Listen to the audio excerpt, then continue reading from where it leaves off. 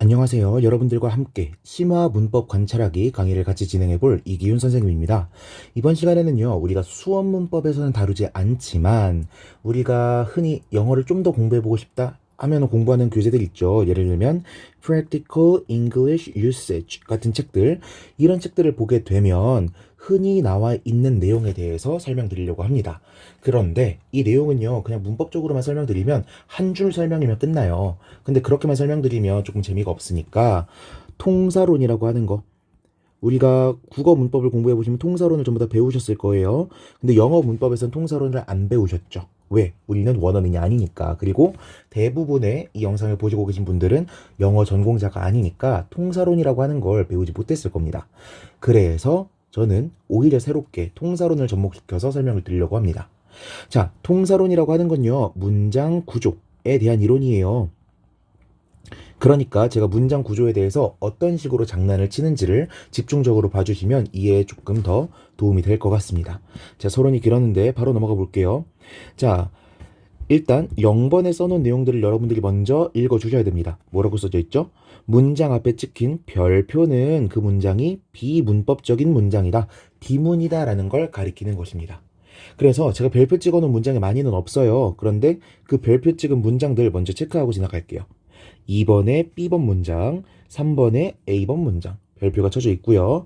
4번에 여기, 여기 이렇게 별표 찍고 지나가도록 하겠습니다. 자, 한번 같이 볼게요. 자, 평서문으로 문장 하나가 있습니다. 제가 여기 두는 이해하시기 편하라고 적어놓은 거예요. You think that Matt kissed whom? 이런 무슨 뜻이죠? 너는 생각한다 that 이하라고 접속사 대신 나와 있네요. Matt이 키스를 했어. 누구랑? 누군가와. 여기 목적어 자리인데 목적어가 누군지를 몰라서 제가 whom이라고 적어놓은 것입니다.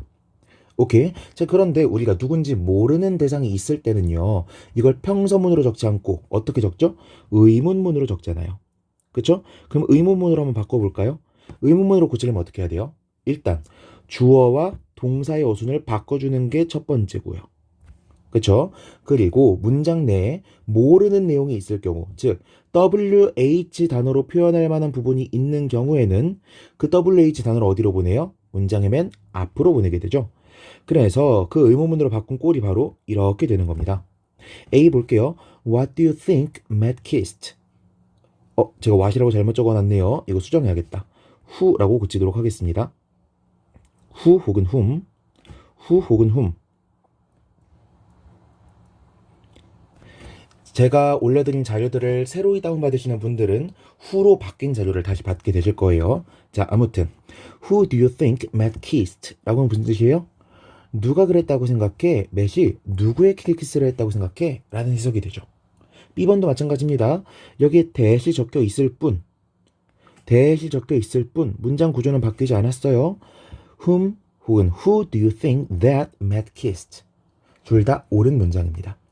그런데 우리가 Who do you think? 이런 부분이 나오게 되면 해석이 어렵잖아요. 그러니까 이 문장이 이렇게 바뀐 거야 라는 걸 여러 번 작문해 보시고 연습을 해 보셔야 우리가 실제 독해 상황에서 Who do you think? What do you think? How do you think? How long do you think? 이런 문장 패턴을 보시더라도 조금 덜 어색하게 읽으실 수가 있을 겁니다. 자, 2번으로 넘어가 볼게요. 비슷한 문장입니다. 차이점은 뭐밖에 없죠? 모르는 내용이 원래는 뭐였는데, 목적어 부분이었는데 이제는 주어 자리로 바뀌었어요.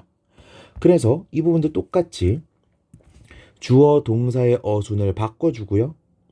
그리고 WH 단어로 표현된 부분을 문장의 맨 앞부분으로 돌릴 겁니다. 그렇게 했더니 어떤 문장이 나왔어요? Who do you think kissed Matt? 이런 문장이 하나가 나왔고요. Who do you think? that을 지우지 않으니까 that kissed Matt 이렇게 되어 있죠. 그런데 두 문장이 얼핏 보기엔 똑같아 보이는데요. 한 문장에는 별표가 찍혀 있지 않고요. 한 문장에는 별표가 찍혀 있습니다. 즉 A번 문장은 옳은 문장, 정문이고요. B번 문장은 비문이라는 뜻이에요. 그런데 둘 사이 차이점이 뭐밖에 없죠? 둘 사이 차이점이 이 자리밖에 없네요. 죄송합니다. 이 자리밖에 없네요. 하나는 that을 생략시킨 버전이고요. 하나는 that을 생략시키지 않은 버전이에요. 그 중에 뭐가 틀렸다? that을 생략시키지 않은 버전이 틀렸다. 이상하잖아요. 우리 목적어 부분을 WH 단어로 바꿔서 맨 앞으로 보냈을 때는 that을 써도 되고 안 써도 됐었는데 주어 부분이 WH 단어로 바뀌었을 때는 that을 반드시 지워줘야 되고 that이 남아있으면 안 된다라는 거잖아요. 이걸 뭐라고 설명할 수 있을까? 이 네 가지 문장의 규칙을 어떻게 일반화할 수 있을까에 대한 고민을 해본 겁니다. 그래서 우리 교수님들, 학자분들은 어떤 결론을 냈냐면요. 자, 제가 세모라고 표시한 부분을 잘 볼까요? 세모라고 표시한 부분. 이 세모로 표시한 부분이 원래 뭐였죠? 원래 후 혹은 whom이 있었던 자리죠. 원래 WH 단어가 있었던 자리잖아요. 그런데 제가 아까 뭐라고 설명드렸어요? 이 WH 단어가 문장 맨 앞으로 이동한 거라 그랬죠. WH 단어가 문장 맨 앞으로 이동한 거라 그랬잖아요. 즉 얘네의 원래 자리는 어디였고 이 자리였었고 얘네가 이동을 한 것뿐이라고요. 즉 원래 얘네 자리였는데 빈자리를 남겨두고서 그냥 이동을 한 것뿐이라고요. 오케이? 아, 그러면 원래 여기 엉덩이 깔고서 이렇게 앉아있던 애가 있었는데 얘가 사라진 것뿐이잖아요. 즉 이 자리에 뭐가 남아있는 거다? 빈자리가 남아있긴 한 거다라는 겁니다. 오케이? 원래 얘가 차지하고 있던 빈자리는 아무도 채우지가 않았어요. 그런데 우리가 빈자리를 읽지 않다 보니까, 말하지 않다 보니까, 보이지 않다 보니까 이 빈자리가 안 보일 뿐이지 빈자리라고 하는 건 존재하는 거라고요. 우리는 통사론에서 이걸 조금 고급진 표현으로 뭐라고 부르냐? 흔적이다라고 부릅니다. 누군가가 있었던 자리, 그런데 이동하면서 남겨놓고 간 자리, 라는 뜻에서 흔적이라고 부르고요. 영어로는 trace라고 부르게 됩니다. 오케이? 자, 그러면 이 흔적을 중심으로 한번 볼게요. 자, 얘네들을 일반화시키려고 보니까, 규칙을 만들려고 보니까 재밌는 걸 하나 알 수가 있어요. 뭐죠? 이 that은요, 다른 거 앞에는 전부 다 나올 수가 있어요. 그쵸? that이 없는 자리도 다른 거 앞에 나올 수가 있습니다. that이 없는 자리도 다른 거 앞에 나올 수가 있어요. 그런데 딱 한 친구, that 이 녀석은요, 누구 앞에 못 나오고 있죠? 흔적 자리, trace 자리 앞에는 못 나오네요. 오케이? 네 문장밖에 없어서 일반화라고 말하기 굉장히 민망하긴 하지만 우리는 이 네 가지의 문장을 가지고 이런 결론을 낼 수가 있는 겁니다. 어떤 거? 이 that이라고 하는 친구는 누구 앞에는 절대 나오지 못한다? 흔적 앞에는 나오지 못한다. 다른 것들은 다 상관없어요. 그런데 이 that이라고 하는 친구는 흔적 앞에는 나올 수가 없다. 이게 규칙이 되는 거예요. 오케이? 막 엄청나게 거창한 것처럼 말을 했지만 별거 없죠. 다시 말씀드릴게요. 누군가가 이동을 하고 남겨둔 빈자리, 우린 이걸 뭐라고 부른다? 흔적, trace라고 부른다. 근데 이 흔적 앞에 다른 것들은 다 나와도 돼. 빈자리도 나와도 되고 다 나와도 되는데 누구는 나올 수가 없다? that이라고 하는 친구는 나올 수가 없다. 오케이? 그래서 이걸 가리켜서 우린 뭐라고 부른다? that trace effect. that과 흔적이 만들어내는 효과다. that 흔적 효과다라고 부르게 되는 겁니다. 오케이? 그런데요, that이라고만 하면은 우리 그런 생각을 할 수 있잖아요. that은 여러 가지로 쓰일 수 있는데 지금 다루고 있는 접속사 that도 있겠지만, 그리고 뭐 지시대명사라든가 아니면 지시 형용사라던가 이런 것들도 있을 수 있겠지만, 뭐 연결장치 중에는 접속사 말고 관계사도 있잖아요. 근데 관계사 중에서도 관계부사가 있을 수 있고 관계대명사가 있을 수 있는데, 관계대명사 중에서도 주격 관계가 있을 수 있고 목적격 관계대명사가 있을 수 있잖아요. 그런데 주격 관계대명사라는 건 뭐예요? 주격 관계대명사라는 건 관계사절 내부에, 예를 들어 대시 이끄는 관계사절 내부에 주어가 없는 걸 주격 관계대명사라고 부르잖아. 그쵸? 그러면 주어가 있었다가 사라진 거니까 여기엔 빈자리가 있을 것이란 말이죠. 그러면 여러분들은 이런 생각을 하실 수가 있는 겁니다. 그러면 주격 관계대명사는 어떻게 되는 거지? 흔적은 that 바로 뒤에 나올 수 없다. that은 흔적 바로 앞에 나올 수 없다라는 하는 규칙이 관계대명사에도 통용되는 건가? 라는 생각을 하실 수도 있잖아요. 제가 이 얘기를 꺼내기 전까지는 생각도 안 하셨겠지만. 그쵸? 그래서 3번 세트를 가져온 겁니다. 관계사 that 살펴보기. 자, 보니까 셋 다 구조가 똑같아요. I have a friend that plays the piano very well. 그럼 어떻게 되죠? 우리가 배웠던 거대로 하면 that부터 끝까지가 관계사절이고요. 이 that은 관계사절을 이끌고 있는 관계사죠. 관계사 중에서도 뒤에 주어가 빠져있고 바로 동사부터 튀어나오는 거 보니까 무슨격 관계대명사? 주격 관계대명사라는 걸 알 수가 있네요. 그렇죠? 그런데 주격 관계대명사 대시 이끌고 있는 관계사절 같은 경우에는 필연적으로 바로 뒤에 뭐가 있을 수밖에 없어요? 흔적이 있을 수밖에 없잖아. 왜? 주어가 빠진 거니까. 그런데 어때요? 정문이죠. 오히려 관계사 대시 이끄는 관계사절, 관계사절의 경우에는요, that을 안 써주게 되면 어떻게 돼? 비문이 돼버리죠. 오케이? 왜 그런 거야? 이거 1번, 2번, 3번 세트를 제가 섞어서 제시하다 보니까 여러분 조금 헷갈리실 수도 있는데 관계사의 생략 조건이 뭐죠?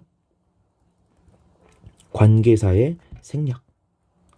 여러분들은 학교에서 이렇게 배우셨을 겁니다. 첫 번째, 관계사는요, 어떨 때 생략이 되냐면요, 목적격 관계대명사일 때 생략할 수 있어요.